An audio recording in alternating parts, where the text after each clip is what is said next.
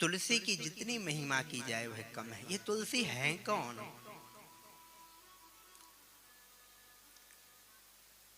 किसी कारणवश तुलसी महारानी का जन्म दैत्य कुल में हो गया। वृंदा नाम से कन्या का प्राकट्य हुआ। अगर पूरी कथा विस्तार से कहूंगा तो आज रुक्मिणी विवाह होगा ही नहीं, तुलसी विवाह ही होगा। तो तुलसी जी के कुछ ऐसे पूर्व जन्म की कृत्य कि एक दैत्य कुल में इनका जन्म हुआ। जब इनका जन्म हुआ एक कन्या के रूप में, इनका नाम पड़ा वृंदा। अब दैत्य कुल में जन्म हुआ तो विवाह भी किधर होगा? दैत्य कुल में ही संबंध होगा। तो समुद्र से उत्पन्न एक जलंधर नाम का राक्षस था, उसके साथ इनका पाणिक ग्रहण संस्कार विवाह हुआ। दैत्य कुल में उत्पन्न जैसे प्रहलाद थे, भगवत भजन में सदा निष्ठ रहते थे, ऐसे वृंदा भी दैत्य कुल में उत्पन्न होने के बावजूद भी सदा हरि का स्मरण, नारायण का ही स्मरण करती थी और नारायण को प्राप्त करने के लिए पूरी निष्ठा श्रद्धा थी उनके मन में। कोई भी उनके जीवन में दैत्य जैसे कृत्य नहीं थे।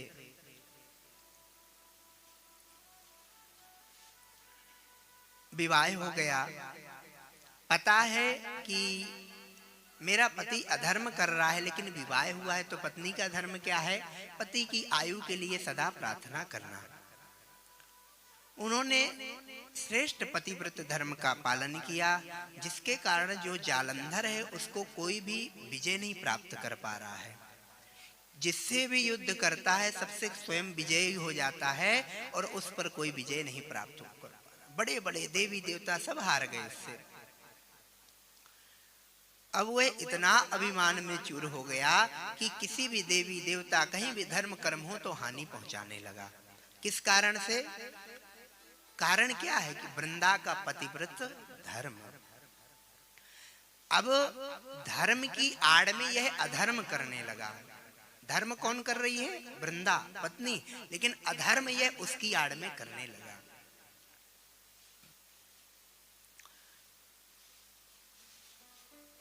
एक बार नारद जी मिले, नारद जी को पकड़ा, कहा मुझे युद्ध करना है आपसे।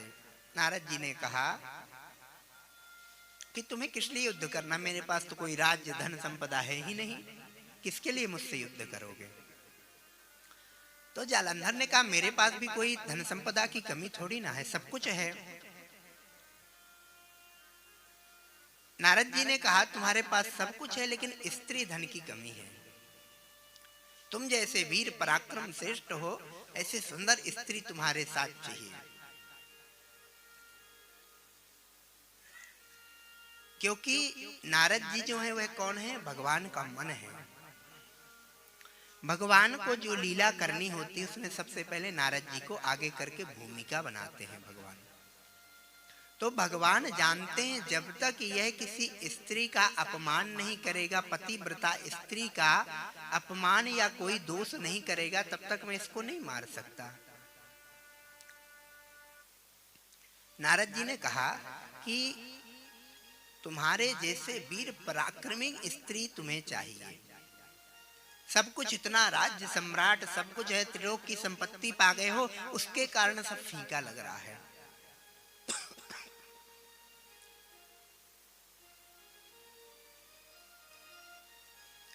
क्या करूं, कहां है? बोले कैलाश में जाओ, शिव के साथ जो पार्वती है साक्षात शक्ति स्वरूपा है, उनसे विवाह करो, वह तुम्हारे से भी ज्यादा श्रेष्ठ बलवान है। इस दुष्ट ने अपने सेवकों को, दासों को भेजा, कहा जाकर के शिव से कहो कि पार्वती को मुझे सौंप दे। जितने गण गए, जैसे द्वार में नंदी इत्यादि, हमसे पूछा क्या कार्य है? उन्होंने कहा इसलिए हम आए हैं। नंदी इत्यादि ने मार करके उन्हें भगा दिया। अपनी सेनापति राहु को भेजा, जाकर के कहो अगर शिव ने नहीं प्रदान किया पार्वती को तो युद्ध होगा, और जब युद्ध होगा तो युद्ध में मेरी ही विजय होगी, यह निश्चित है। जाकर के राहु ने कहा, भगवान शिव की क्रोधाग्नि से राहु भी कुंठित हुआ और फिर भगवान शिव तत्क्षण युद्ध के लिए आए। यह इतना मायावी था कि शिव के साथ एक रूप से ही तो युद्ध कर रहा है और दूसरे रूप से यह कैलाश में शिव का ही स्वरूप धारण करके पहुंच गया। इतना मायावी था ये। शिव का रूप धारण करके कैलाश में पहुंचा। सभी ने स्वागत किया, सोचा शिव आ गए हैं। पार्वती के समीप पहुंचा, लेकिन जब पार्वती का आलिंगन करना चाहता, पार्वती जी इसके शरीर की जो दुर्गंध है दैत्य को उसको समझ गई और तत्क्षण वहां से अदृश्य हो गई और अदृश्य होकर के सीधे बैकुंठ में नारायण के पास पहुंची। कहा, हे प्रभु नारायण, आप लोग जो इतने दिनों से परेशान थे कि इस दैत्य को मारने का मार्ग क्या है, तो आज स्वयं इसने बता दिया कि इसकी मृत्यु कैसे होगी। आज एक पतिव्रता स्त्री का इसने स्त्रीत्व भंग करने की कोशिश की है। नारायण समझ गए पार्वती वैकुंठ में है। भगवान शिव ने बहुत भीषण युद्ध किया, पूरी उसकी सेना को समाप्त किया, वापस चला गया जालंधर। पार्वती भी नहीं प्राप्त हुई, बड़ा क्रोधित है। इधर जो पत्नी वृंदा है वह वृंदावन में निवास करती है, पूर्ण रूप से पति का पालन करती, पतिव्रत धर्म का पालन करती है। एक वन में भ्रमण करती हुई वह जा रही थी। उसी समय देखा बहुत भयानक राक्षस जो है वहां पर आ रहे हैं, उसकी ओर चले आ रहे हैं, लगता है इसको खा जाएंगे। वह एकदम आश्चर्यचकित हो गई। वह राक्षस दौड़े दौड़े आ रहे हैं उसको खाने के लिए। उसको इतना डर लगा, आसपास कुछ नहीं दिखाई दिया। वहीं पर एक संत दिखाई दिए। संत जैसे ही दिखाई दिए दौड़ करके उनकी शरण में पहुंची। कहा, मेरी रक्षा करिए, मेरी रक्षा करिए, दैत्य मुझे मारना चाहते हैं। संत के पास 2 बंदर थे। संत ने उन बंदरों को आदेश दिया, जा करके इन दैत्यों को मार दो, उन दुष्ट राक्षसों को मार दो। वह बंदर जाते हैं, उन दैत्यों को मार करके, राक्षसों को मार करके भगा देते, पुनः आ जाते हैं। कहा, आपने कृपा की। संत ने कहा, तुम जालंधर की पत्नी वृंदा हो, मुझे पता है। कहा, आप तो बड़े ज्ञानी हैं, आपको कैसे पता चला? कहा, मुझे तो सब पता है, मैं यहाँ से बैठे बैठे पूरे संसार की सभी बातों को जानता हूँ, क्या कहाँ हो रहा है, मेरे तप का प्रभाव है। कहा, हे प्रभु, मेरे पति और शिव जी के बीच में युद्ध चल रहा था और शिव तो कोई साधारण नहीं है। मुझे जानना है उस युद्ध का परिणाम क्या हुआ। मेरे पति का पता नहीं चल रहा है, कहाँ है। मैं काफी समय से यहाँ पर वृंदावन में हूँ। उन संत ने बंदरों को आदेश दिया, जाओ पता करके आओ कि जालंधर कहाँ है। आकाश मार्ग पर वे दोनों बानर उड़ते हुए जा रहे हैं और कुछ समय पर्यंत ही वह जालंधर का कटा हुआ सिर ले आकर के वृंदा की गोद में पटक देते हैं। यह देख करके तो वृंदा आश्चर्यचकित रह जाती है, चिघार करने लगती है। रुदन किया, कहा, मुझे पता है संत ब्राह्मणों में कितनी सामर्थ्य होती है, आप मेरे पति को जीवित कर दें। कहा, यह करना उचित नहीं है। संत ने कहा, वे संत कौन थे? भगवान नारायण ही संत के रूप में थे। कहा, यह उचित नहीं है, जो व्यक्ति की मृत्यु हो जाए इसको जीवित करना, यह हम में सामर्थ्य है लेकिन हम करेंगे नहीं। बार बार वृंदा ने याचना की तो वहां पर जालंधर के रूप में भगवान विष्णु ही प्रकट हो गए। जैसे ही विष्णु को देखा, जालंधर को देखा, अपने पति को देखा, कुछ समझ ही नहीं, कुछ सोच ही नहीं। तुरंत आलिंगन कर लिया, हृदय से लगा लिया। जैसे ही हृदय से लगाया, कुछ क्षण बाद वृंदा को ऐसा महसूस हुआ कि यह तो कोई साधारण नहीं है, इसकी जो दिव्य सुगंध आ रही है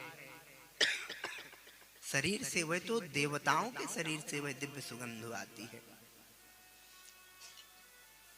तत्क्षण वृंदा समझ गई यह कोई बहरूपिया है। छोड़ा शरीर को, पूछा कौन हो तुम?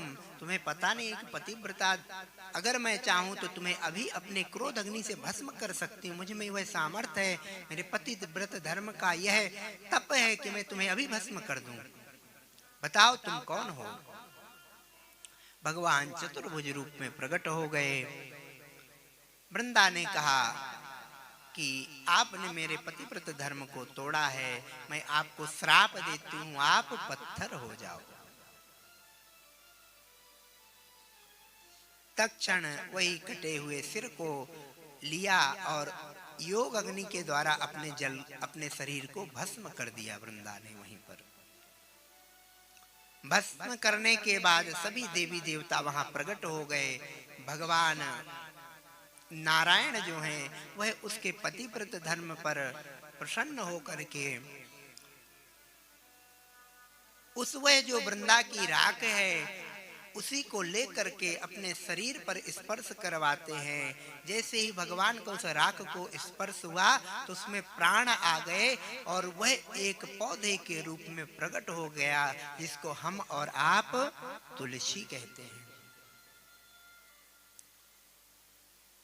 भगवान नारायण ने कहा वृंदा, तुमने मुझे श्राप दिया है पाषाण होने का, पत्थर होने का, मैं तो पत्थर बनूंगा ही, लेकिन तुम्हारे अंदर जो मेरे लिए पूर्व जन्म में भगवान के प्रति मेरे प्रति इतना प्रेम था, अभी भी तुम मेरा जो स्मरण करते उसके फल स्वरूप तुम्हारा जब तक मेरे ऊपर स्पर्श नहीं होगा तो मेरी पूजा पूरी नहीं मानी जाएगी।